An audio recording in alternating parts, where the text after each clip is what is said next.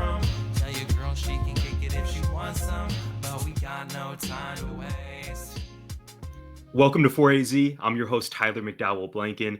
I'm joined by a very special guest today. She is a wellness coach. She has a lot of titles actually that we're going to get into. So we're just going to get right to it. I am joined by the great Michele Gaines. Michele, welcome to the show.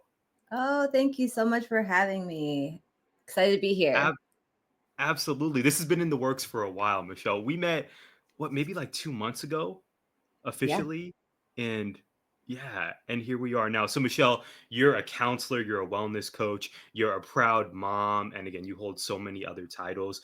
I wanted to invite you to the show, one, because you have an amazing story that you're going to share, but also because this topic of wellness, I think, is so fitting for the moment we're in, not only just 2025 and life in general, but we made it through April, which historically is a very stressful time, particularly for educators and for helpers. I know those are two of the absolutely. primary populations you serve.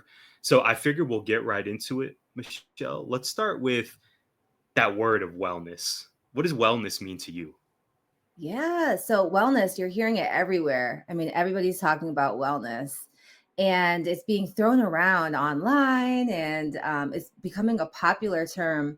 And I think that it's shifted from like health to wellness, where we, in classes and in school, we would talk a lot more about health. Whereas now I'm seeing a societal shift where we're moving more towards wellness. And I think what I love about the term wellness is that it's more holistic and it's more encompassing of all the different dimensions that really pour into us. And so I really look at wellness as the destination and health and the journey, and health as to like where we want to go or where we want to get to. And so wellness, what I love about it is it's just so holistic and it really takes into all the different dimensions that pour into us that make us healthy.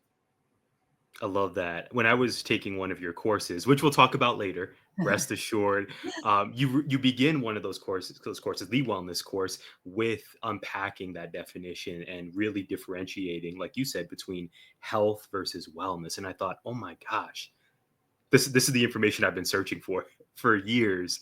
And I really love the way you broke that down, and not just the destination, but the journey that all of us are constantly on.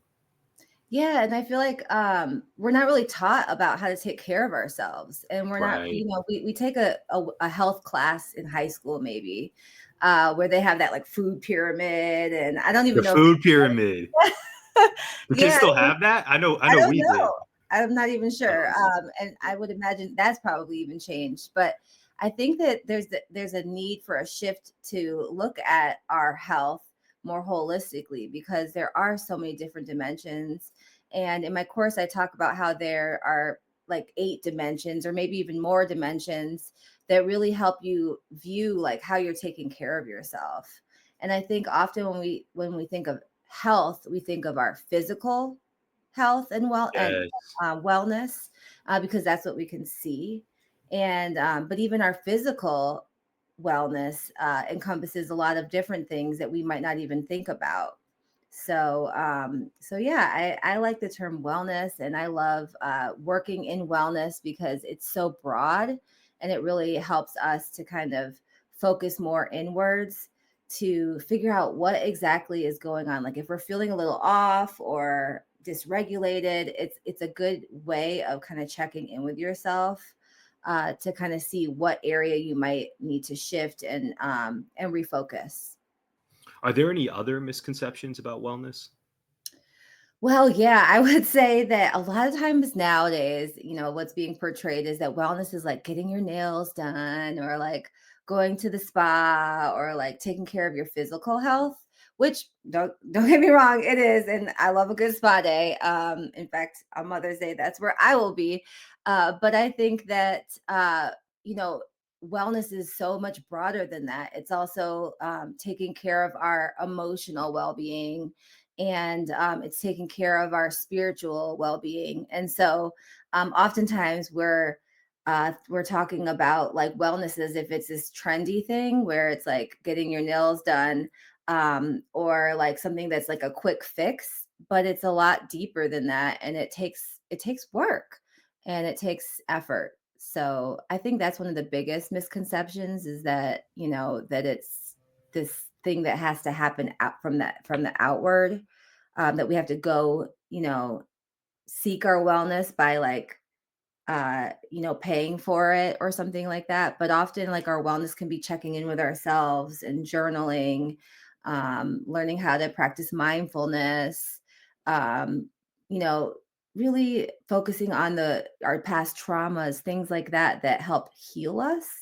And so, of course, it's a lot more glamorous to focus on the things that are the quick fixes or, the things that you can see right away, but we're going to feel the impact of the things that take a little bit more work and introspection. And so I wish that there was a little bit more emphasis on that part of wellness. I think it's becoming that way, but still we're more drawn to the luxury, and the quick fixes that will make us feel good right away. We like the luxury. And you have an exciting event in a couple weeks that we're Yeah. going to talk about later that focuses on some of these topics. Michelle, I want to get more into your story. You grew up in Michigan, moved Yes. to Arizona. Tell us more about what that was like. First, growing up in Michigan, and then how and why you made the journey out to the valley. Sure. Yeah. So I would say I'm from Michigan. I've lived in a lot of different places actually, like around the world actually. But I would say I'm from Michigan and I'm from Ann Arbor, Michigan. Go Blue. I'm a Hey, big Michigan football fan. stand up, Ann Arbor. Go Yeah. blue. Yeah.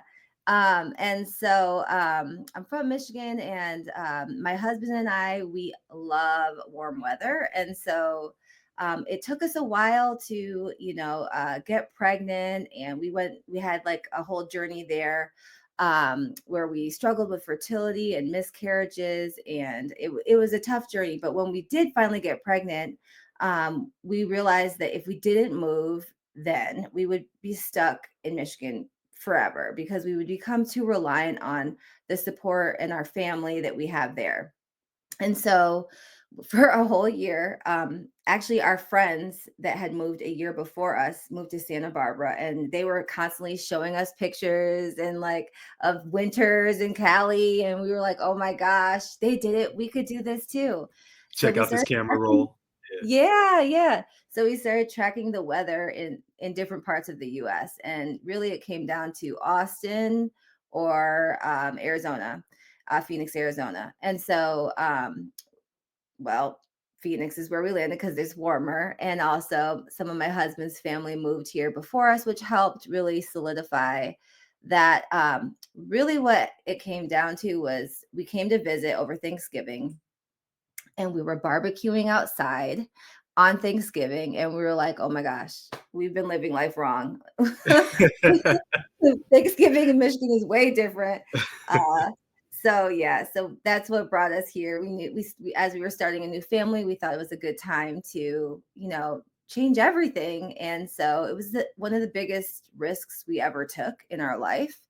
But it's definitely the thing that we just are so grateful for. And there just hasn't been a day that we've regretted making that big shift. And now we have two Arizona babies here that no different. They get excited about rain and snow, and we're constantly reminding them of how lucky they are to live in sunshine. So I think folks outside of Arizona, Michelle, don't realize we do have seasons. Granted, they're not as long or as legit as other states, but it does get cold in Phoenix. it does. We do get Cold is rain. relative, but Okay, Michelle's saying, "Look, yo, listen, pump the brakes." I'm from Michigan. I'm from other places where yes. it's chilly. Can we agree on chilly? Yes, it gets chilly, but then, like, January, even on those chilly days, midday, when that sun is coming out, mm, we're good. you can go So, for that walk. yeah, Yeah, yeah, yep. I love it. Well, Michelle, tell us more about your experience working with educators and ultimately starting Better with Michelle. Yeah, absolutely. So before moving from Michigan, I actually worked as a school counselor and for an early college program. And so I was their first school counselor straight out of grad school. And so I just came in with a lot of fresh ideas and energy. And so I got to create that whole program, which was really cool, working with an innovative program, which was like early college for high school students on a college campus. And so that was a really cool, and it was a hard decision to leave that. But again, once again, we knew that if we didn't leave then, we would be kind of in Michigan for it would be way harder to leave later. And so then after moving to Arizona, I had my daughter, and so I really focused in on her, and I'm really grateful for the opportunity to spend that time with her. And then I worked at a community college, and I also worked at ASU, and I taught a few courses as an adjunct, and that was awesome to get back on the college campus. I love the energy working with college students and in that environment. And then I decided it was time for me to get back into full time work. So this awesome opportunity came about at ASU with Arizona State University with the this new program that they were creating, which was a student success team, and it was implemented to really help students with support and resources. And so I was the wellness coach that came in, and I got to develop that whole program. And that was really awesome, where basically my role was to help infuse wellness into the college, the Teachers College at Arizona State University, Mary Lou Fulton Teachers College. And so I was able to help build like a Zen den for students to go to, a physical space where instead of studying all the time, they it was actually a study free zone, so they could go in there and do mindfulness, coloring. We would have different wellness workshops. And then I would meet one on one with students. And but one of the things that I realized is that it wasn't just the students that needed that wellness. It was also the faculty and staff that needed that wellness. And so so many of us that identify as helpers that work in higher education or in other helping fields struggle with implementing wellness into our own lives. And so that was just such a cool role to be able to help, not only infuse wellness into future teachers, but also into the faculty and staff. And it was kind of like this gift that would keep on giving, because those future teachers would implement wellness into their lives and into their classrooms for their future students. So it was a really cool role, and it was really fun. It was a lot of fun. How did you approach those conversations about wellness with such different groups? Or maybe they're not as different as I Yeah. would assume an undergraduate student versus a faculty member who's maybe been in the game for a while. Were there sort of hallmarks that resonated with both, or did you have to tailor your messages to meet the different needs of each Yeah, so group? honestly, there was so much in common, because Really?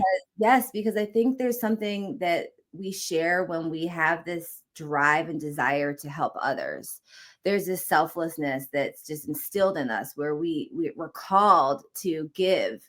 And so I think there's this commonality, whether you're in, undergrad, where you want to become a teacher, or you've been teaching for years and years and years. There's this similar value within us, that it's like a selflessness, almost altruistic quality, where we want to, give. And so I think that whether it was the students or the faculty or the staff, they we all that was one of the things that was really cool, is that I would invite the faculty and staff and the students all to the same event, and they all loved it, because we all struggled with the same thing, which was pouring back into ourselves. Oh, wow. So they got to connect with each other Yes, at and it these was events so that you cool. hosted. Yeah, it That's was so cool, cool. and we would do little things like, and we'll talk about it a little bit later too, but I think that as educators often, and as helpers, one of the things we forget is how to be playful, and how to use things like art to heal, and how to use our creativity to pour back into ourselves. And often educators, especially teachers and school counselors, we're very creative, and so we're really good at like creating these awesome resources for others, but then once again when it comes time to pour back into ourselves, we forget that we can use that as a tool to help pour into our own selves and to help refill our buckets and everything, using that creativity. And so that was something that was really cool, where we would make like stress balls, or just like affirmation cards, or special rocks with messages on them, and tapping into that creativity to, help our wellness. What's so cool to me is that I would imagine, okay, in the moment that was helping those students and those faculty members, I would not be surprised at all, Michelle, if those students who are now probably in the classroom are implementing those same activities that they learned from you, but now implementing them with their own students or maybe people in their lives. Kind of the gift that keeps on giving, that Yeah, knowledge. that's the hope, and that was what was so powerful and so rewarding about that role, I was bet. that no matter who it was, they might go home to their own kids and do that same activity with them. And so it was like such an impactful population to be working with. And also educators are so appreciative and just the best to work with, because they know how hard it is, to pour into others as well. So like I loved giving presentations to future teachers, because they were just they're sweetest, they're so kind and just so appreciative. As you said, it takes a special person to do this work, It right? Whether does. it's your amazing work as a counselor and wellness coach, all the teachers and those working in education checking out this conversation, when you dedicate your life to serving others, I mean, you use the word altruistic. There's just no greater calling, in my opinion. I would imagine it's a special population to support.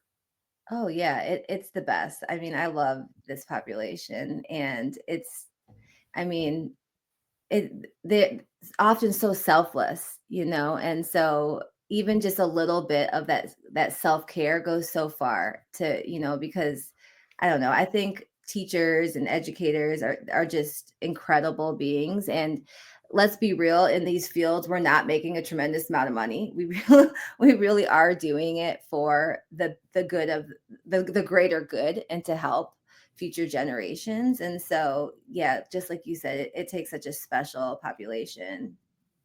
It really does. That is certainly the hope. Okay, Michelle, one of my favorite quotes from you is the following: Our brains are hardwired to remember the negative. Now, in one of your courses, you focus on that message and you also discuss toxic positivity. And I'm fascinated by both of these. And I want to start with the quote. Tell us more about that, because when I heard you say it for the first time, I thought, oh, wow, that makes so much sense. I think all of us are guilty of that. So perhaps it's not just a personality trait. I think more of us have this in common than we think. Could you speak to our brains being hardwired to often see the negative before we can see the positive? Yeah, so I like when I first heard that, my mind was blown, because I don't know about you, but so if you've ever had a day where there's, maybe someone cut you off, or you got a performance review and it was fantastic, and then there's this one little, piece of feedback for you. Yes. My evaluation, how did my lesson go? Oh, it was really strong. You did this, this, this, but But and then but that's what I'm what gonna and remember what the do we rest of the hold day. on to? That's what we That hold part. on to. That's the part Yes. that we go Talk home and about it. we ruminate. We continue to think and bring it up and like beat ourselves up over. Or it's the one person that cut you off in traffic, or it's the one negative thing that happened, or the one piece of feedback. Whereas, or even like think about when you get a grade on a test, and you go back and you look at all your answers. We don't focus on all the right answers. We focus on that one or two that Yes. has the red marks on it. And so, Amen. Every time. yeah. So it's like our brains are hardwired to remember the negative.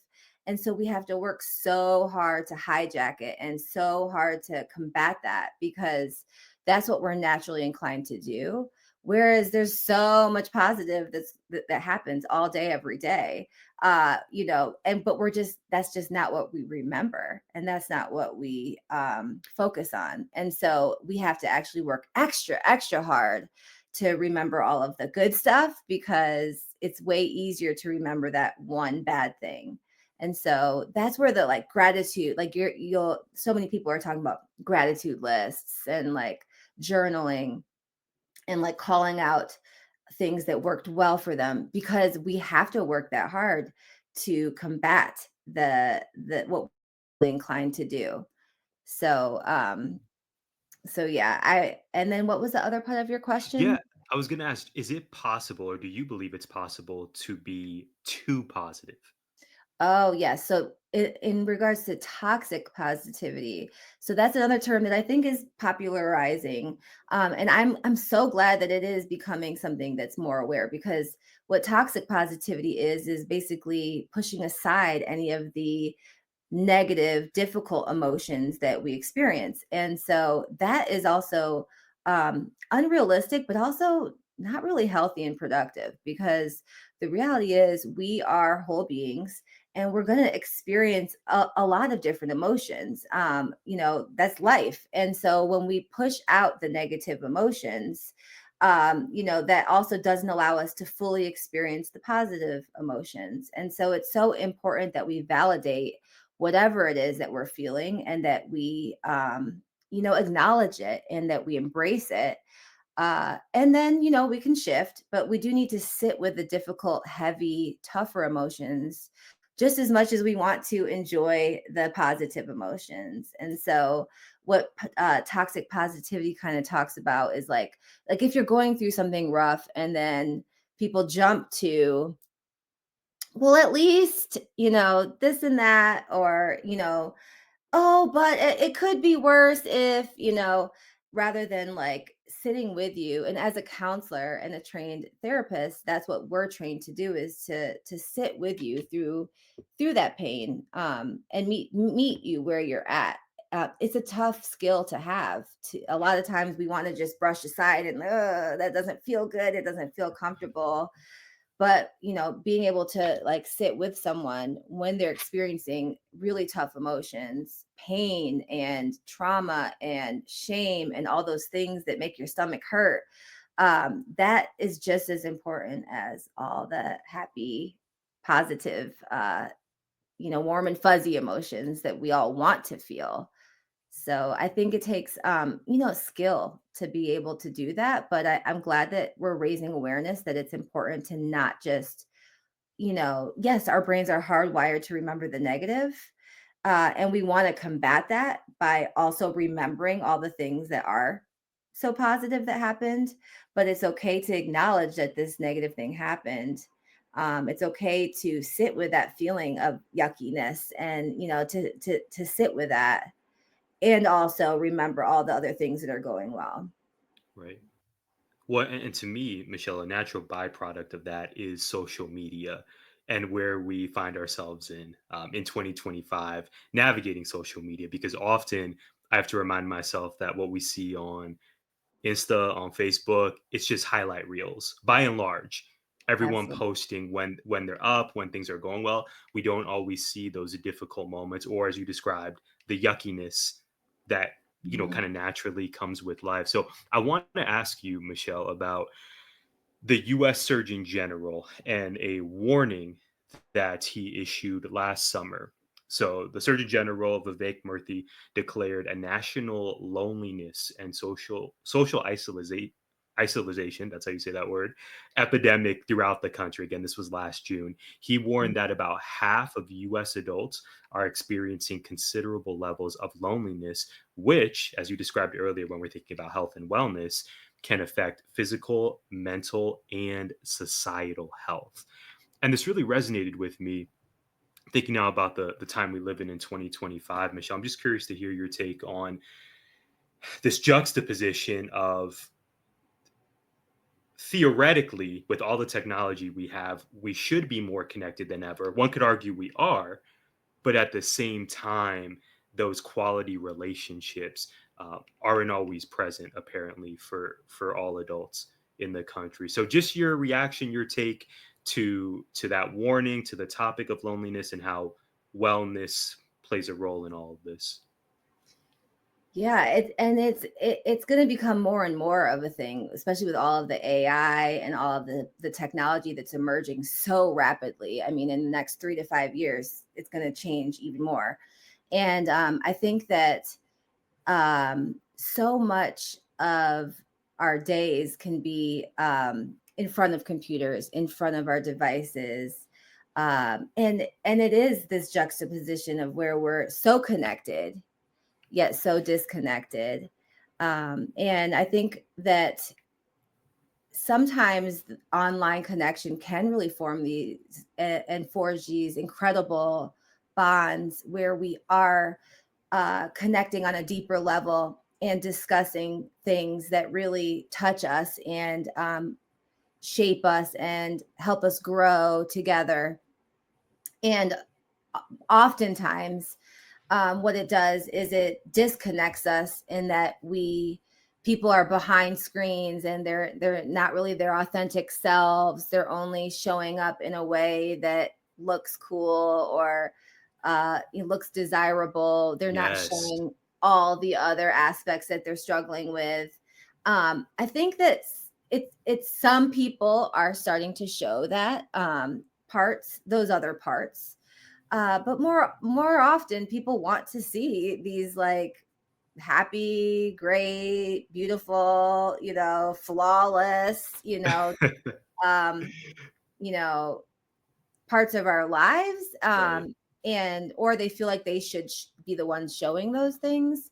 And so I can see like where people, and then like you're following, what does that mean? I mean, you're following, how many people follow you, that's such a thing, but like who's Right. actually really connecting with you? And like you may see people that Yes. have tons, tremendous followers, but then you notice like, oh, there's not a lot of engagement still, there's still not a Right. lot of back and forth, and that Talk about it, Michelle. Following versus connecting. connection and like Okay.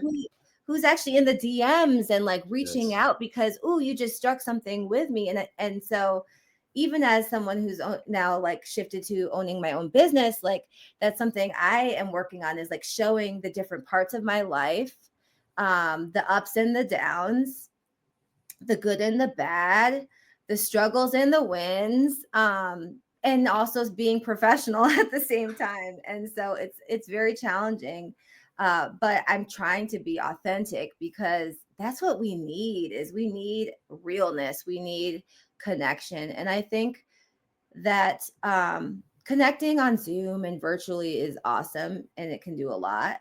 Um, but also, the more we do that, I think the more uncomfortable it is, like connecting. It can be more uncomfortable when you have to connect in person for the first time.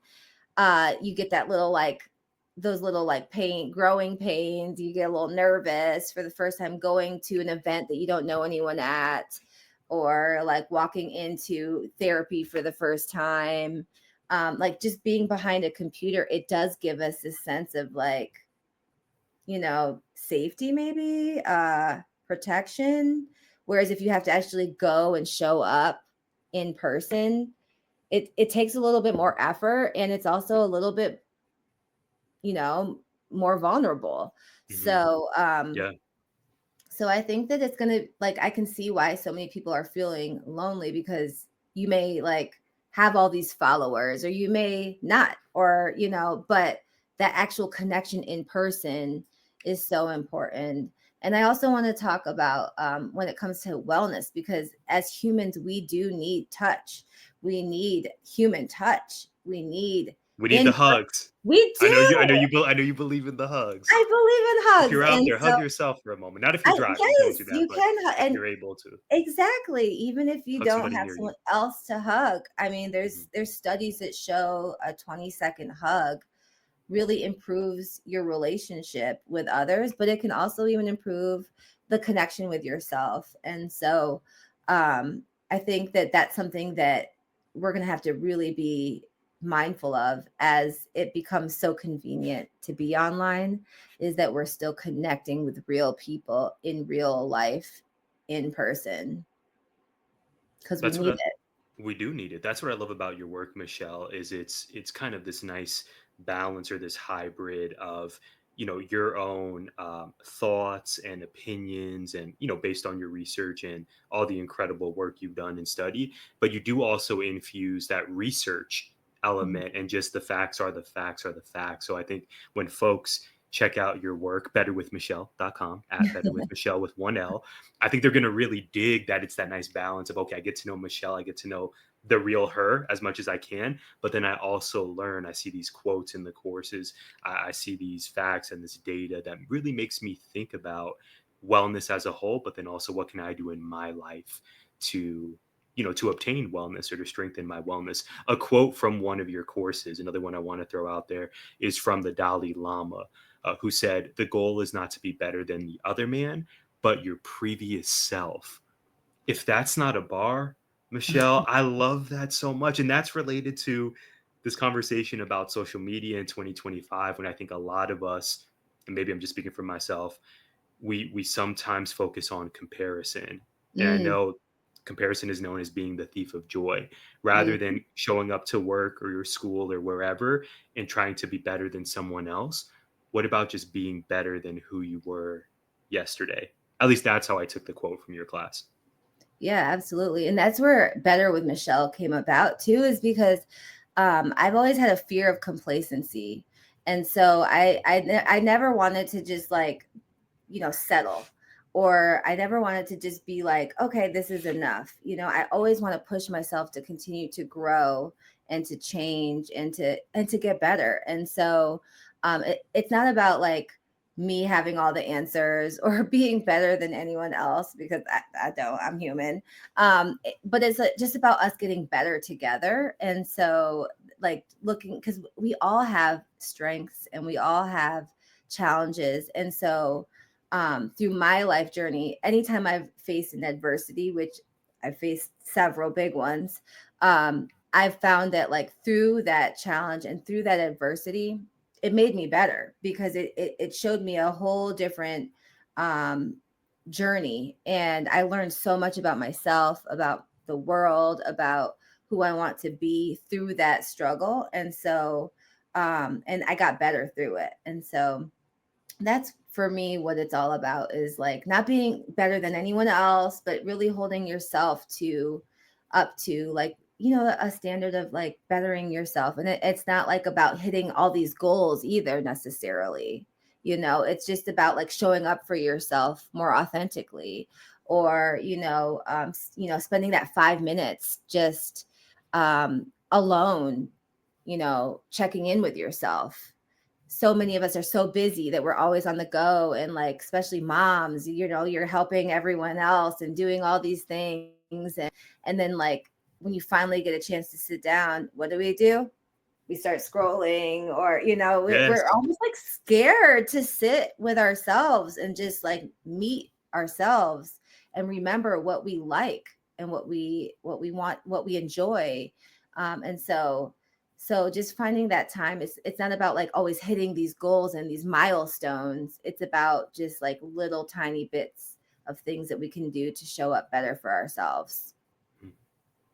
Let's go further into tips from the great Michelle Gaines. So, again, you serve primarily educators and helpers, right? We're Mhm. strengthening folks' wellness and understanding of wellness. You have so many brilliant ideas. I want to start by asking you about Power Hour, Oh, recharge in just 60 minutes. So, again, Michelle, I survived April. Summer is on the horizon, but I'm super stressed. Tell us more about what Power Hour is and how I can implement it in my everyday life. yeah. So Power Hour can be like a little quick recharge for yourself. And so you can, and if you don't have the hour, you can make it like a power half hour. But basically, one of the, what you could do is you could take 20 minutes, so 20, 20, 20, and you could focus on mind, body, and soul. So let's say you're doing Power Hour because you have a whole hour. Then what you would do is you'd set a timer, and you'd write down mind, body, soul. And you'd maybe, before you get started, think about what you want to do. So, like for your mind, you could focus on, let's see, like reading something that you've been putting off. that article that's in all your on your bookmarks, but you've never gotten back around I have to. many of those. Oh, me too. I was The supposed to pod, get to it in January, and then yes, life yes, was laughing. yep. The podcast that you just still haven't listened to, but something that really stimulates your mind. And then for your body, you can do like a 20-minute workout. You could go for a walk. You could stretch for 20 minutes. You could drink some tea and just sit with that tea for 20 minutes. You could eat something nourishing, or just something that's you're going to really just sit with it, and just anything to show your body some love. And then soul, you can do something that's really going to fill you up spiritually, or just fill your soul with joy. And so whatever that is for you, because it differs per person. You could pray, you could journal, you could uh, paint, whatever fills up your soul. And so what I would recommend is that you beforehand set 5 minutes to figure out what you're going to do for each of the 20 minutes, and then set a timer, and then 20, 20, 20, boom. After an hour, let me know how that goes, because I can pretty much guarantee you that you're going to feel so much better than you would if you mindlessly scroll for an hour, which, let's be real, we We all all do. do. Michelle, We the all, algorithm just keeps feeding me Cameron music videos after Cameron. We're going to talk about Cameron later. Exit Ticket is coming up soon. The algorithm is designed to keep us on these apps for as long as possible. and it's like for hours. Like you can be doing Shame. it and then you don't set out to do that, I didn't even eat yet. I've just been scrolling on Instagram. for real. it's Yeah. it's crazy. And so we have to put it down, other than for your timer. And then Mhm. so, but if you don't have a whole hour, you could do the same thing, like 30 minutes. So for 30 minutes you could do 10, 10, 10. And but I again guarantee you it's going to feel really uncomfortable at first. You're not going to know like what to do. You're going to reach for that phone, probably. You're going to want to. But then if you actually do it at the end, you're going to be like, wow, that was really restorative, and I actually have more time than I thought I did. Mhm. Because that's the That's other thing. We're always running out of time. But what are we really right. doing with our time? Right, exactly. It's a form of currency. A hallmark of your work seems to be intention and being Mhm. intentional. That's a word that seems to keep coming up in my mind. And with this method, with Power Hour, it's very intentional, setting aside time to serve yourself. You likely spend all day serving others, and let's keep it real, Michelle, serving other people's children. What about giving yourself that 30 minutes or that hour? Speaking of practices that don't take very long, I finally want to ask you about the GLAD method. And if I understand correctly, this can be as quick, hear me out, as taking 5 minutes, a legit five, to incorporate this practice into your daily routine. We got gratitude, we got Mhm. learned, we got accomplished, and we got delight. Can you tell us more about that? Yeah, so it's just basically something that can help you with, figuring out like delight for yourself. And so it's a great little strategy that you can do, where you can, list out things. And I know us educators really like to be able to have our lists and have our little diagrams. So it's just what you said. It allows you to, list it out, where you can, and you can time it, where it allows you to hone in on something, to on like gratitude, and to allow yourself like to really experience that the intentionality of savoring that moment. That's beautiful. It is about moments. That I often think about life and how, like you said, Michelle, we're on these timelines. We want to check off these boxes and hit these goals. But I think when we're intentional, we can really savor those moments that make Yeah. life so rewarding. And often it's not the post that I'm seeing online. It's actually being in person, being with community, meeting new people, folks who have the chance to actually meet you in person, which we'll talk about shortly. I just like, again, this kind of hallmarks of our conversation. Intention, being intentional, moments, being present. All Yeah. of that is more important now than ever to me in 2025, when we're dealing with a lot of issues that feel local, some that feel existential, and we're all just out here trying to make it to the end of the day. Yeah, and that's where I really love mindfulness. And so mindfulness is a practice where you're hearing also a lot. It's like wellness and mindfulness. And mindfulness, we often think it's like meditating, and it can be, but you can eat mindfully. And so like it's just like slowing down and savoring and like really paying attention to like the five senses with your food. Uh, so often we're eating lunch in front of our computers, and then you're like, "Oh, I didn't even realize I ate that last bite." Yeah. But to like slowing down and really being present and remembering, oh my goodness, how many steps did it take for this food to even just like get on my plate? Hmm. Like savoring the texture, savoring the smell, the taste, going through all the senses and just slowing down. And that, you're right, I really do focus on intentionality, and whether it's like at home with my kids and making like holidays special, or it's setting time with my husband for couples nights, but Yeah. just like Even the walks. I saw you two on your walk earlier yes, this going week. for a little Love that walk, for y'all. One even of like my a favorite 10-minute, couples. oh, Yeah. even like a Beautiful. 10-minute walk, just like Yes. having, Yes. but like slowing down and being mindful. And like the GLAD method is one mindfulness technique to do that, but there are so many. And we often think that like meditation, like it takes a long time to practice these things, but it really only can take like 1 minute, 5 minutes, you know, but that consistency of like daily, like a 5-minute mindfulness practice that can shift your entire day. And so that's something I'm also like teaching my own children is like, we may have a rough morning, getting out the door because it's rough. But then when we get to the car and we're all like frazzled, it's like, okay, now they're like, hey, mom, can we hit the reset button? And so we will literally be like, okay, let's do it. Ready? 1, 2, 3, beep. And they're like, okay, like it's a little reset for us. Wow. It's an actual verbal Like practice. Let's it hit the is like reset. Let's make the sound.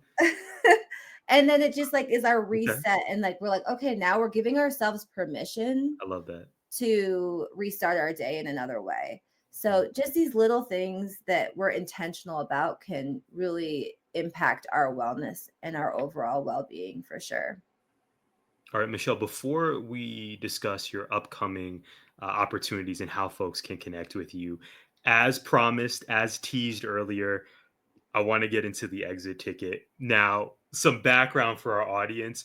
Usually, I spring the exit ticket on guests in the moment, totally organic. Mhm. Michelle, when you and I first met, I I proposed this exit ticket question, and you've had probably about a month and a half to think about this. So, no pressure whatsoever. But along with having incredible words of wisdom and guidance on your Instagram, along with wholesome family content, you also have a phenomenal taste in music. One of your posts featured one of my favorite songs, Cameron's Oh Boy. So, for today's exit ticket, I want to take us all the way back to 2002. Cameron not only released Oh Boy, but also another iconic song that same year in Hey Ma. Exit ticket question, Michelle Gaines. Which song are you choosing if you can only keep one? Oof. Cameron Oh Boy or Cameron Hey Ma?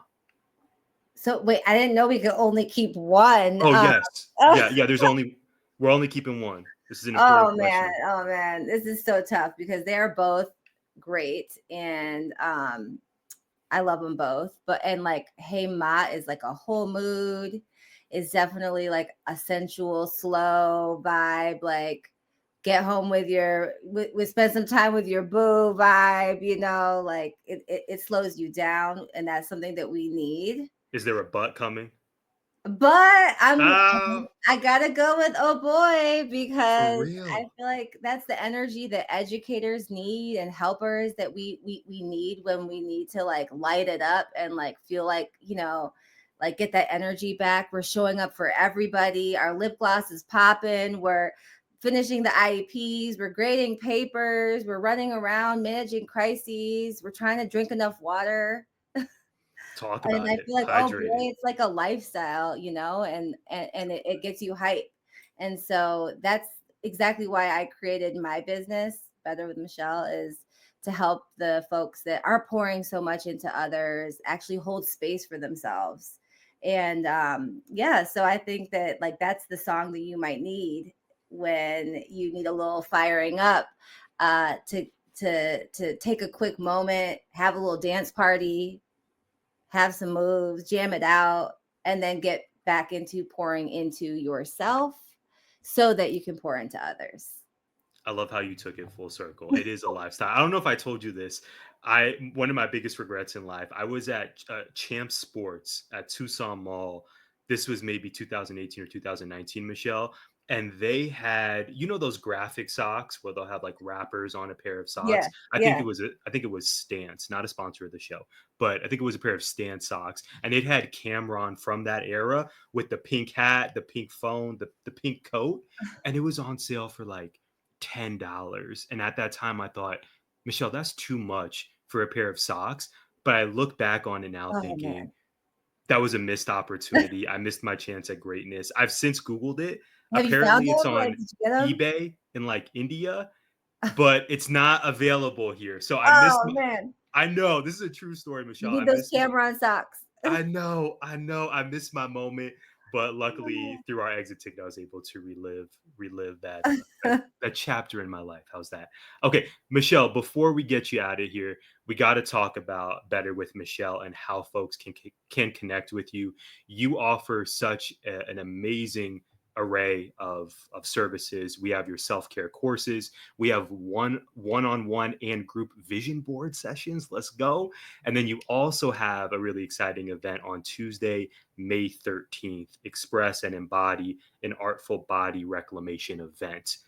Tell us how we can connect with you and if you'd like to shine a light on any of these specific opportunities. Sure. So thank you so much for having me. And yeah, definitely connect with me. Follow me on Instagram. Would love to have you as I release other events and offerings. And so the upcoming event I'm really excited about, because one thing I didn't mention was that one of the things that caused me to shift and create this business was a traumatic accident that I experienced back in May of 2020. And so that accident, I was run over by an SUV. I thought I was going to lose my leg. If you remember back to May of 2020, that was when people were not allowed to visit in the hospital. And so I was actually spent 6 days alone in the hospital, recovering and having two surgeries. And so that was a traumatic experience. It really changed my life. When you go through something which is like a near death experience, it completely shifts your life perspective.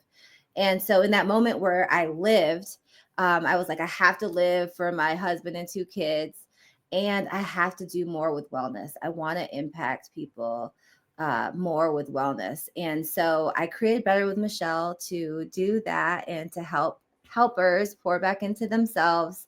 And so it'll be my 5-year anniversary coming up from that Hey. accident. Tur- Yeah, oh, Turp. Yeah, yeah.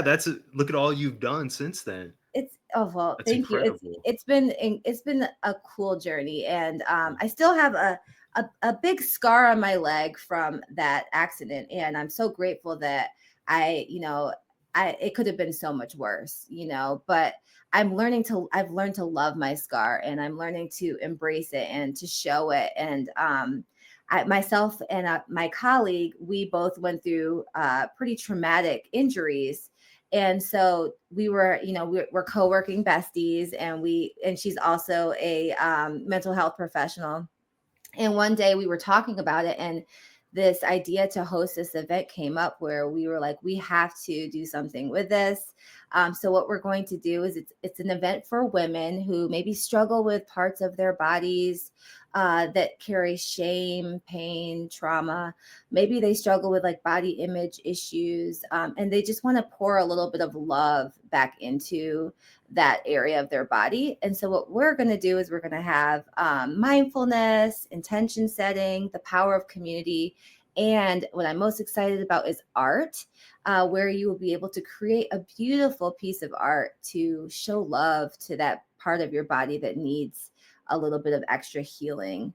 And I'll tell you that when people come in community to focus in on their healing, sure, it can be uncomfortable, but it does not have to be gloom and doom. And it's actually very empowering. And so anybody that's brave enough to come will leave feeling, so filled up and with just all new connections, and also this beautiful piece of art representing their beautiful body. So I invite anyone who's interested to sign up. It's coming up in the next 2 weeks. So but yes, and you also mentioned vision boarding. I've been really feeling called to infuse art into my work, and so I think that that's just something that we're not doing enough as adults, tapping into our creativity. And so vision boarding, it's not your typical vision board where, those are also popular right now. Everybody's doing vision boards. But I really get you to think about things and reflect and process on things that you might not do on your own. So I'd encourage you to check those out as well. Exciting. You heard it here first. Connect with Michele once again at Better with Michele. That's Michele with one L, betterwithmichele.com.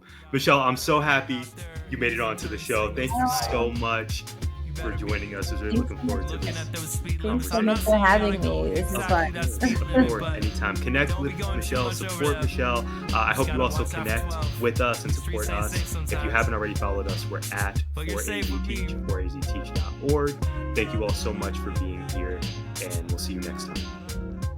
Thank you.